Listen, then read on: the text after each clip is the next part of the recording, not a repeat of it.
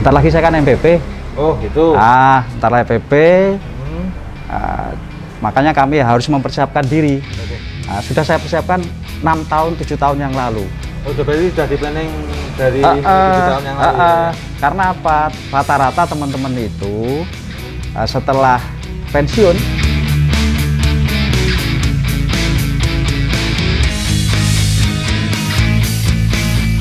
Halo, selamat pagi sahabat Citycon, dimanapun Anda berada. Jumpa lagi dengan saya, Didi. Ya, kebetulan sekarang berada di kota Kediri, tepatnya di Simpang Limanggumul. Ya, kita langsung mengunjungi toko di Kecamatan Banyakan Kediri, tepatnya di toko Mitra UB.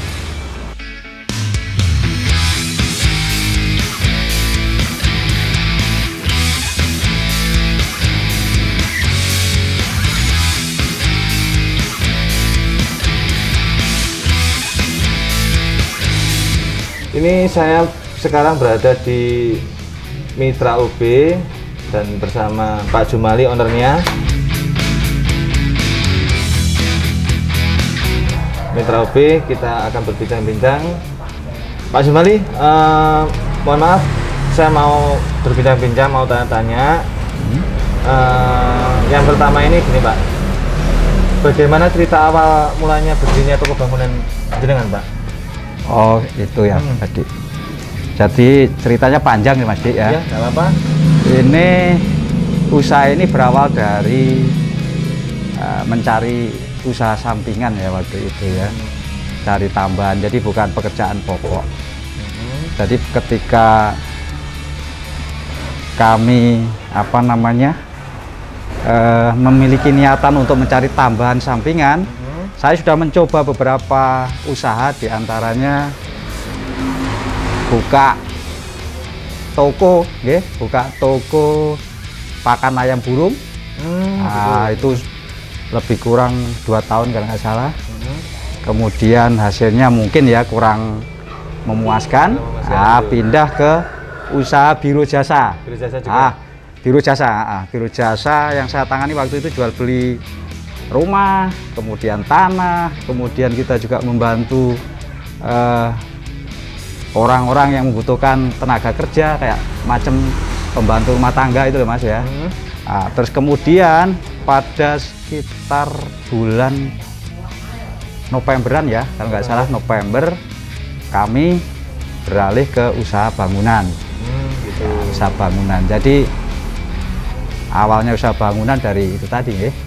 Nah, usaha bangunan yang saya geluti itu lebih pada material bangunan modern waktu itu ya. Apa itu? Waktu itu bata ringan. Nah, karena saya melihat prospek ke depan bata ringan itu bagus, dan di Kediri waktu itu belum ada, jadi belum ada bata ringan. Kalaupun ada hanya beberapa ya, dan itu juga belum familiar seperti sekarang ini ya. Terus gini Pak Jumali, awal mulanya jenengan itu jualan bata Citycon itu ceritanya gimana? Jadi awalnya saya mendatangi itu tadi, mendatangi pabrik. Itu kalau nggak salah di Pungging ya, kalau nggak salah pabriknya. Saya ingat betul itu waktu yang menerima ibu-ibu dalam kondisi hamil waktu itu. Saya ingin mendapatkan penjelasan dari beliaunya. Beliaunya menjelaskan waktu itu, saya juga ditunjukkan bahan-bahan dasar dari bata ringan sendiri. Mulai dari pasirnya dan lain sebagainya, termasuk produksinya. Di situ saya diberitahu. Terus saya juga cari tahu, jadi tidak hanya di pabrik, tapi saya juga browsing tentang bata ringan. Karena saya jual di daerah kami yang notabene-nya belum banyak orang yang kenal dengan bata ringan. Makanya saya harus cari tahu secara detail, sehingga nanti ketika ada konsumen yang tanya tentang bata ringan, kami bisa menjelaskan secara detail. Ya, oke Pak Jumali. Pak Jumali ini kan sekarang masih aktif di TNI Pak ya? Iya. Kenapa kok memilih bisnis bangunan sebagai bisnis yang utama Pak? Oh gitu ya Mas ya. Jadi gini, saya jual atau bisnis usaha bangunan ini karena ntar lagi saya kan MPP. Oh gitu. Ntar lagi MPP. Makanya kami harus mempersiapkan diri. Sudah saya persiapkan 6 tahun, 7 tahun yang lalu. Oh, berarti sudah di planning dari 7 tahun yang lalu. Karena apa? Rata-rata teman-teman itu setelah pensiun tidak ada kesibukan.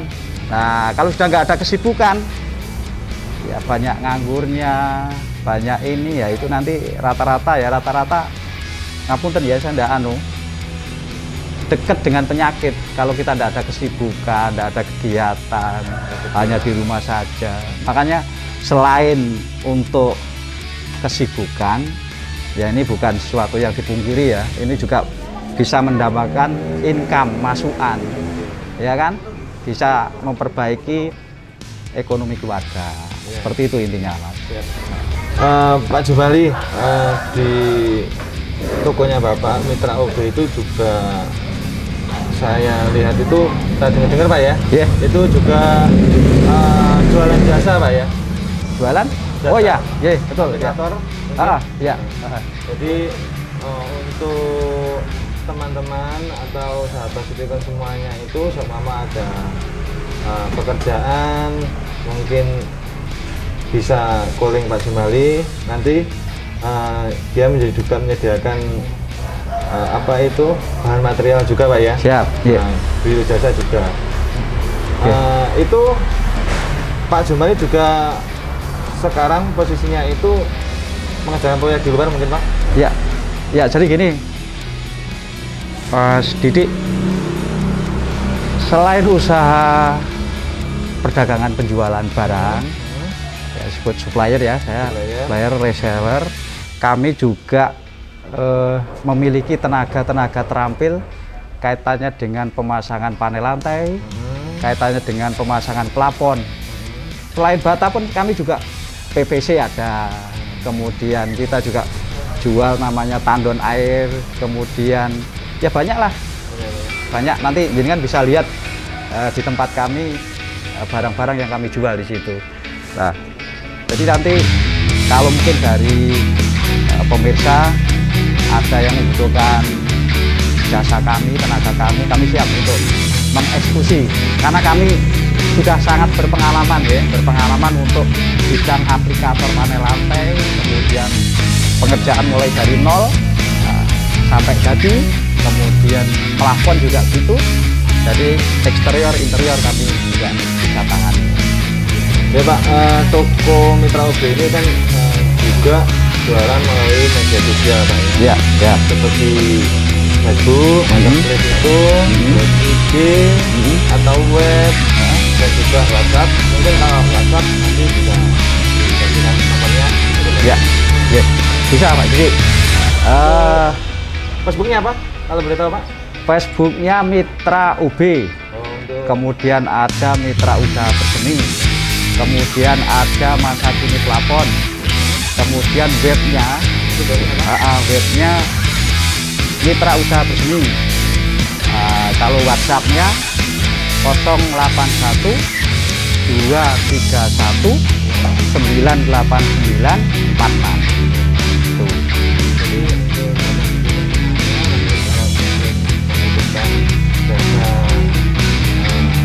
Bisa langsung calling aja untuk nomor WA-nya, tadi sudah disebutkan sama bapaknya ya. Itu Pak, ini kan masanya masa pandemi, jadi ada dampaknya untuk di toko bangunan jenengan Pak? Kalau untuk toko saya terus terang ya ada dampaknya ya menurut kami ya sangat terasa dari kami di tahun kedua ini. Kalau tahun yang pertama mungkin masih kita bisa toleransi, tapi untuk yang kedua ini sangat berat ya, sangat berat. Oke Pak, ya, jadi memang di masa pandemi ini memang dampaknya juga terlalu besar Pak ya. Yang mungkin itu yang jenengan lakukan apa Pak untuk menyelesaikan itu Pak? Jadi agar perusahaan kami, usaha dagang kami ini tetap jalan, saya harus memutar otak untuk berinovasi. Inovasi dengan harapan nanti ya tambal sulam lah Mas, tambal sulam. Kalau sektor ini, bidang ini nanti menguntungkan bisa untuk subsidi silang katanya. Salah satu di antaranya yang saya lakukan adalah saya memperbanyak mencari customer proyek satu, kemudian yang kedua saya mendatangkan alat atau mesin CNC. CNC nanti yang diharapkan bisa memproduksi aksesoris kebutuhan. Lah itu harganya kan nggak terlalu mahal kan ya. Mungkin dalam kondisi yang seperti ini masyarakat luas bisa beli dan hasil dari itu nanti bisa untuk mencukupi kebutuhan perusahaan. Gitu. Terima kasih banyak Pak Jumali atas waktunya. Dan saya doakan semoga pandemi cepat berakhir dan usahanya Pak Jumali sukses selalu dan amin. maju. Amin. Nah,